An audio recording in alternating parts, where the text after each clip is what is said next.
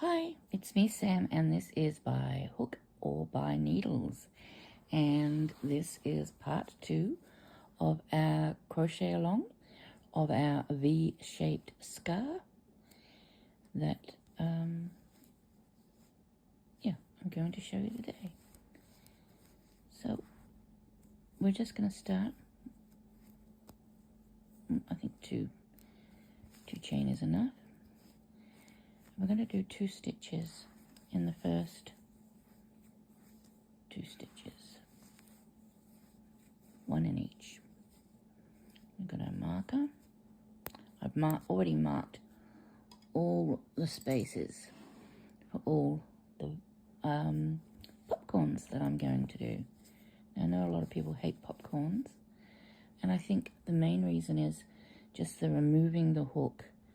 And, you know, like you got to take the hook out, put it into the first stitch and all the rest of it. This is a way you could do your popcorn without having to remove your hook. So you still do, obviously, your 5 double crochet.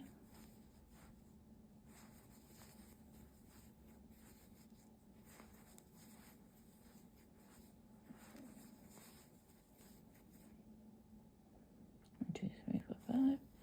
Turn your work,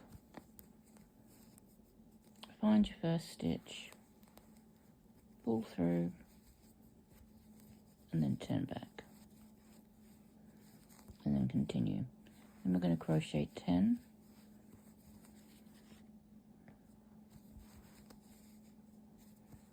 And you might need to just sort of put your finger in just to push it out, but yep, 10. 1, 2, 3, 4, 5, 6, 7, 8, 9, 10.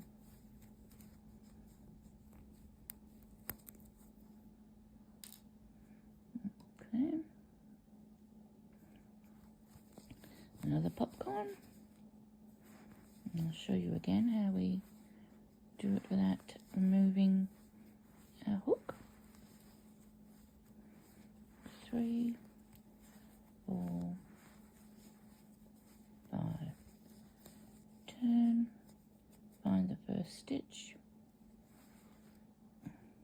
Sorry, I should have my yarn bowl on the other side. Might make it a bit easier, but the cat's there. And then turn back. Once again, like I say, you just might need to make sure it pops through, but they usually do. And, you know, I don't think it saves all that much time. I'm going to have to put the yarn bowl there because it's pulling loose from my tension grip. Okay. 1, 2, 3, 4, 5, 6,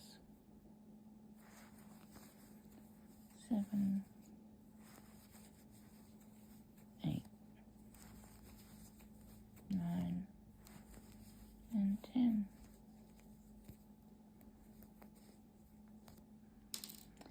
It's funny, you know. Oh, I'll just do this first and then I'll tell you something that I thought was quite funny today.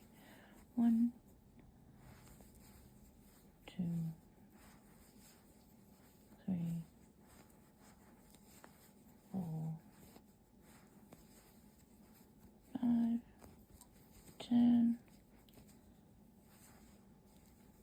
slip stitch, and come back. I uploaded a short today of my girl cat just doing that chatter thing that they do at birds. You know how they sort of, I can't do it, but it's this really sort of funny noise that they do. And I uploaded it because I just thought it was just amusing, because they can watch the birds from my bedroom window. And I've got it's gotten 531 views, which I was like, wow. But the funniest thing was, it's got 2 dislikes, and I'm thinking, what's there to dislike? It's a cat talking to itself about a bird. Anyway, and here, I mean, you know, I don't know. Maybe it thought that it was really bad because it didn't want it attacking the bird. But here in the council area I live in, cats are meant to be kept in 24/7. We are not allowed to let our cats out. So, you know, yeah, I let my cats watch through the window, and they do love watching the birds, but they can never get to them because, you know, we keep them locked in 24/7. That's the law. And it's quite a hefty fine, actually, if, you know, your cats actually get out. My previous cats, when I had my dog, my previous cats, 6, 8, 10, my previous cats had worked out how I had a dog door, I had a special dog door, and the dog wore a magnetic collar, and that meant that only he could get out of the door. Now, the way that the magnetic collar was supposed to work was it was only supposed to let in the animal wearing the magnetic collar. But because my cats weren't allowed out, I reversed the dog door so that only someone wearing a collar could get out. My cats figured out that the only way they could get out was by following my dog, and they had to literally be right behind him to get out. And so you'd watch this line, you'd have the dog going through, and the cat would literally have her face right up against my dog's butt, and she would sort of go through at the same time as the dog. And then the second cat would, you know, once again have her head right up the cat's butt. And I thought, oh, you know, I've paid almost $200 for this magnetic door lock to try and keep my cats in, and they're still, you know, they've worked out a way to get out. Yeah, we had to change then to trying to teach the dog to let us know when to get out. Which wasn't always successful. We had lots of accidents because of that, but cats weren't allowed out. Yeah, and these cats, you know, they were not stupid. They really were not stupid. They actually learnt how to open a sliding glass door, which is quite heavy. Now, it wasn't locked, but I sat and watched them one day just to see what, you know, how they did it. And my cat, the bigger cat, the boss cat, would sit and watch the other cat gradually inch the door open using its claws and everything to sort of, you know, get between the, you know, the glass, you know, you got the door and the, you know, and the, he used to get its claws up in here and inch out the door. And as soon as he got it open wide enough, you'd think, oh, okay, he's going to go out. No, he wouldn't. He sat back and waited for my cat to go first. And then, of course, I'd grab them and close the door and lock it. But they never gave up trying to get out, those cats. They never gave up trying to get out. And it was a small nightmare trying to keep them in. But we managed it. because that was the law. But yeah, I sort of saw that today and I thought, what's to hate about a cat watching a bird? I don't know, some people are funny. Some people are funny. And then I uploaded another video at the same time of my boy cat as a kitten watching TV. And he's watching cat TV, you know. And someone disliked that as well, and I thought, it's a cat watching TV. He's not objecting to the show. He quite enjoys it. Yeah, I don't know. I will never understand that, but yeah, I thought that was quite funny. I thought, okay. Okay, well, there you go. Never mind. Can't please everybody. I'm not even trying.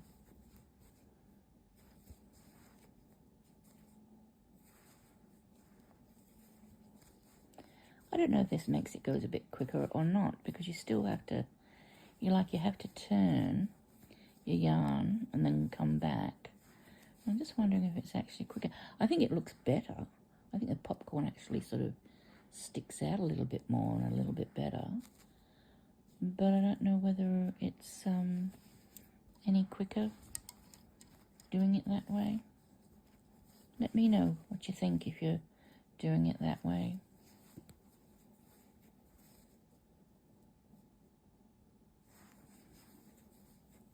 I've only got a few more to do before I get halfway, so I'll keep going, I think. I was going to do use the shorter sample, but the shorter sample would have only had like 1 or 2 popcorns to show you, and I thought, well, if you don't know how to do a popcorn, or especially don't know how to do this new sort of way of doing a popcorn, then you probably appreciate seeing it a few times. So thus I thought, well, I may as well work it on the full-sized garment.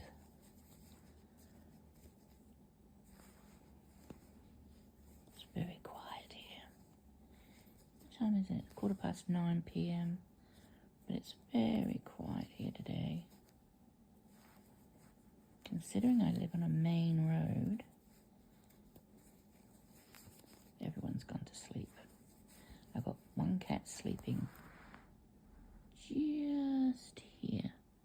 I mean, literally his fur is just there off screen.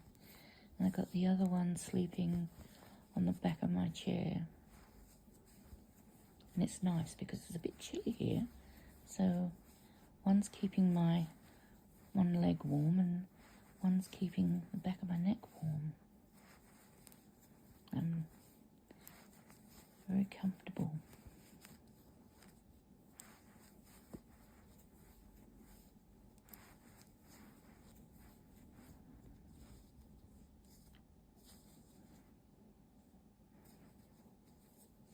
Yeah, I love my cats and dogs.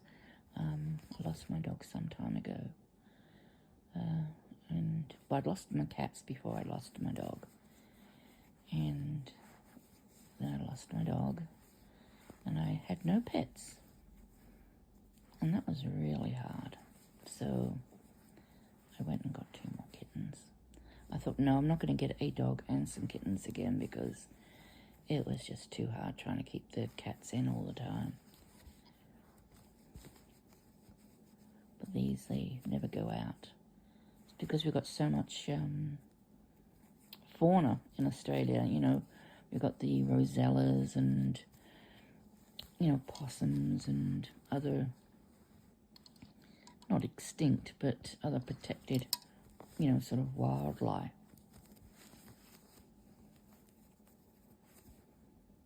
So, yeah. So I'm doing the popcorn every 10 stitches.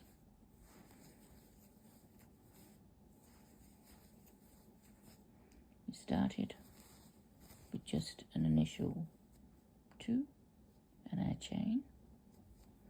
and then every 10. Bits of fluff keep coming up.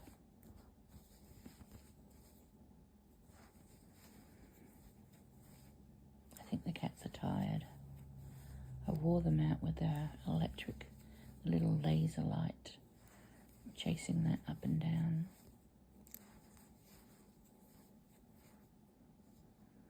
2, 4, 6, 8. 2, 4, 6, 8, 10, yep.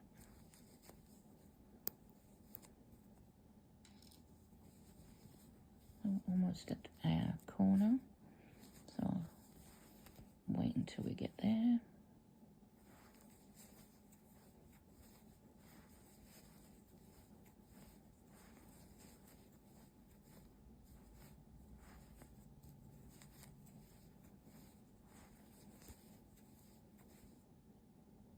Is it 5 or 6? No, it's 5.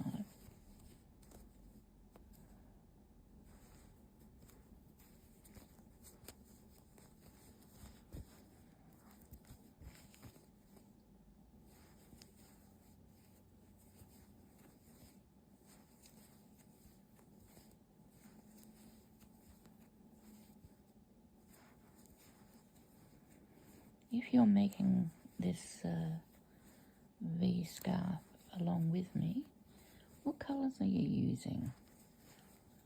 Leave a comment in the comment section. I'd love to know. What yarn is it as well?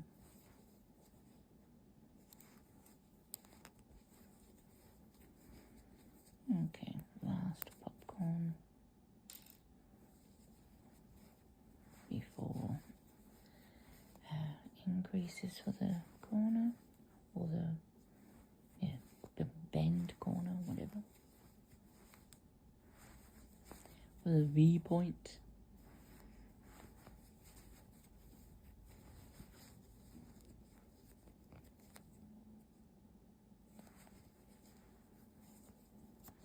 Okay, and back. I should have 5. 1, 2, 3, 4, 5. Okay.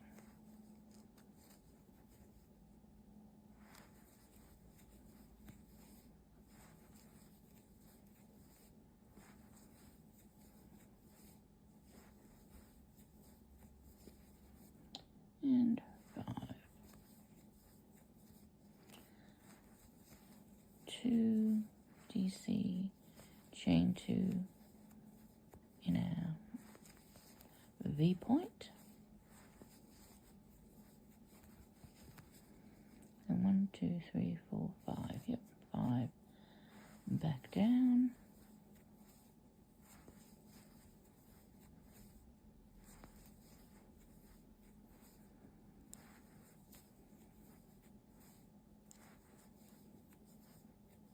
It's 5. It's just basically reverse of what we've just done. We're coming back down. It is symmetrical.